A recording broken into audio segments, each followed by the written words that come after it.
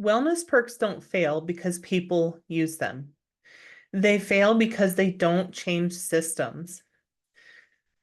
Yes, wellness perks are important because there are aspects that individuals need to own and take care of themselves. But this video is going to be more about the organization because yoga in a burned out culture is not wellness. It's just optics and a piece of the whole puzzle. When we talk about the puzzle, we have the individual pieces that we have to work on, and I have other videos that talk about that. We also have the organizational and the systemic issues that impact burnout, and that's what we're talking about here.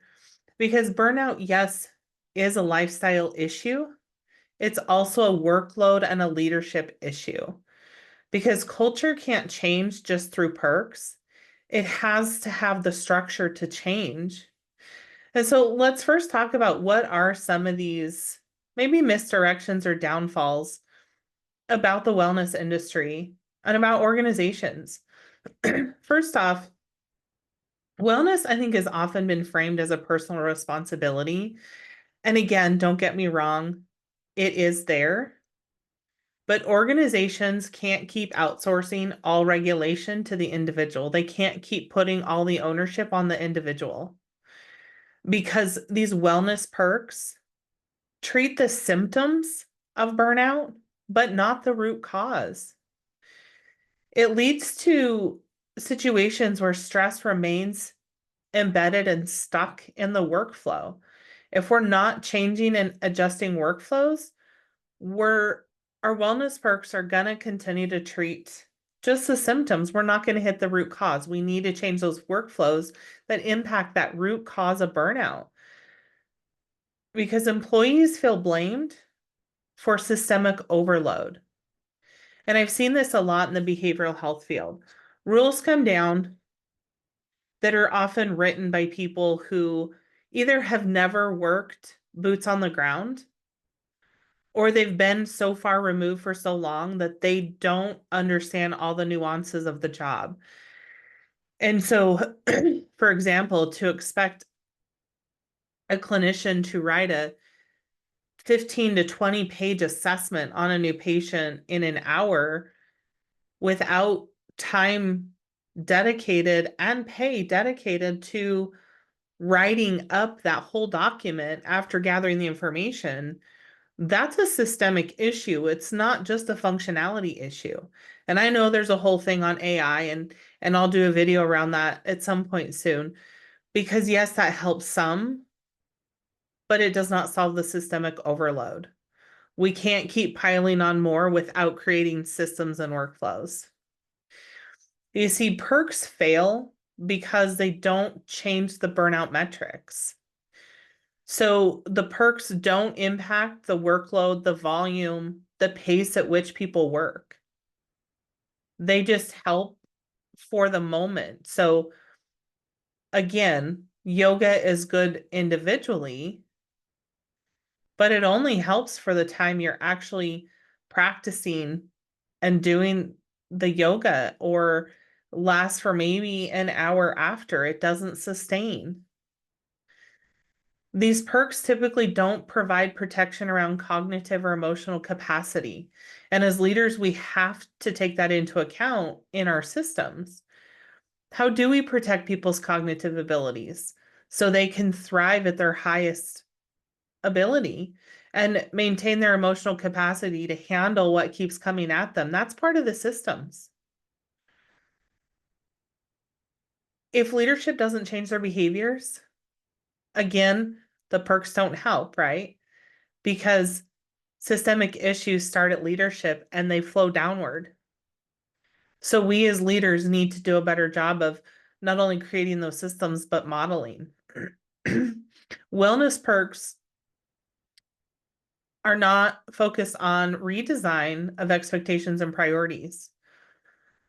Leaders need to focus on adjusting expectations and priorities. Yes, we still have to meet organizational need, and we still have to meet certain metrics. But workflows can be adapted within that because burnout will persist despite increased benefits spend. So you can provide all the wellness stipends you want and all the resources you want. That doesn't solve the systemic aspect that's impacting people getting burnt out. And this leads to a cultural cost related to performative wellness. What I mean by that is the more perks you just throw at staff, trust is eroded because those perks are not matching what employees are living. And I can also tell you, those don't match what employees are telling you they need. I have had employees and I've watched employees who quit asking for what they need and they give up, which also means they're already thinking about heading out the door. We can't do things as leaders that erode that trust because trust is everything in having healthy cultures and well employees. You might also be seeing that increased cynicism towards any leadership initiative, which again goes back to where are these initiatives coming from? Are you taking feedback from your staff and actually listening to what they say they need? Right? It's connected directly to that trust and that team effect. Psychological safety will also decline when there is no trust and wellness perks and performative wellness that's being offered does not match the lived experience. And if people are not being heard and listened to, they're no longer going to feel safe. What happens when your organization doesn't feel safe? We have to create some form of safety, right? And safety, we're talking about psychological safety again. People have to feel and believe that it's a good place to be. Because other words, employees start to disengage quietly. This is going to show up in the employees who used to be very vocal and share ideas in meetings, and now they don't say anything. Maybe they used to bring ideas to you or send you emails and they stop. They have disengaged, and you might not notice because you as a leader are probably burnt out too. But we have to pay attention to these subtle signs.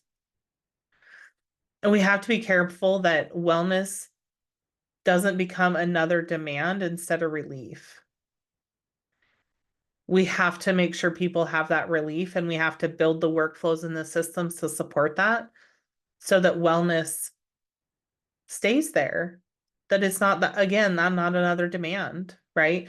And so as we look at what actually changes the culture when everybody's burnt out, it's creating these workload and role clarity redesigns. So it's looking at, yes, the system, it's looking at the structure in the organization, the expectations, but also individual roles. Are there adjustments that can be made?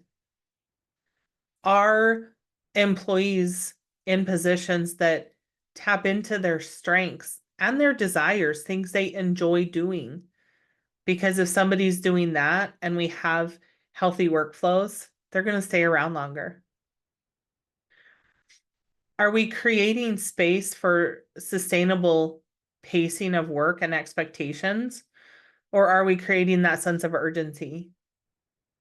We have to be looking at sustainable practices in order to have thriving businesses and cultures.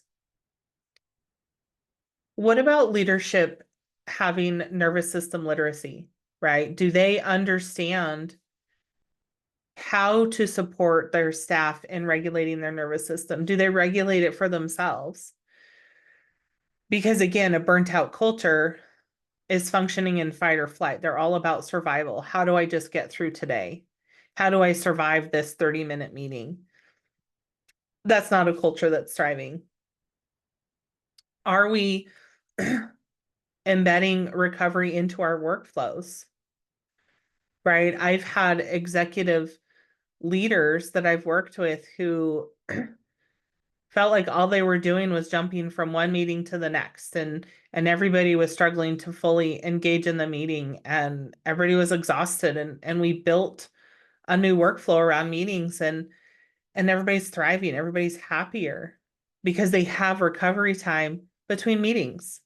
It allows them to take care of their physical body and their natural needs. It gives them a moment to pause and let their brain recover and finish processing what it just finished so they can go into the next meeting with a clear mind, so they can truly engage. So again, these structures are not just symbolic, they're actual interventions that create that sustainable culture. And it can be a hard shift to make. But we really want to create a strategic framework that goes from just wellness perks to capacity, meaning we want staff to have those perks, right, for self-care. But as an organization and as a leader, we also need to shift to look at system care. How do we take care of the system we have? How do we adjust or rebuild the system for that sustainability? And when we talk about metrics in an organization, are we measuring the capacity or still just on the output, right? We need to measure both. We need to make sure that we're treating burnout as an operational risk. Burnout is a hot topic right now. And I know in my previous video, I said 75% of the workforce is burnt out. And if you take half of those people, they're contemplating finding a new job that has nothing to do with their skill set and nothing to do with what they're doing. So we have to treat it as an operational risk to create a sustainable workforce that's still working. We need to make sure that we are aligning performance with that sustainability.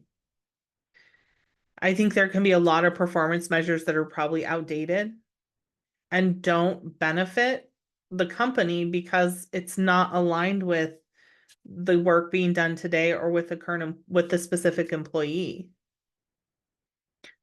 So in order to create a culture that improves and thrives, we need to look at improving our systems. Systems are what drives organizations and keeps them operating for the long haul. And these concerns are the reason I wrote Workplace Burnout on the Bottom Line. It's an executive level insight that gives you data points as to why you need to examine burnout and how it's showing up, not just for individual employees, but how it shows up in your data for your organization. It offers actionable steps that you can start taking to make sure that your systems and your culture are sustainable and healthy. And it examines that cultural redesign focus that's necessary. And so get your copy today. It's linked below if you want to understand why perks fail and what actually works. Because burnout isn't solved just with perks, it's solved with structure.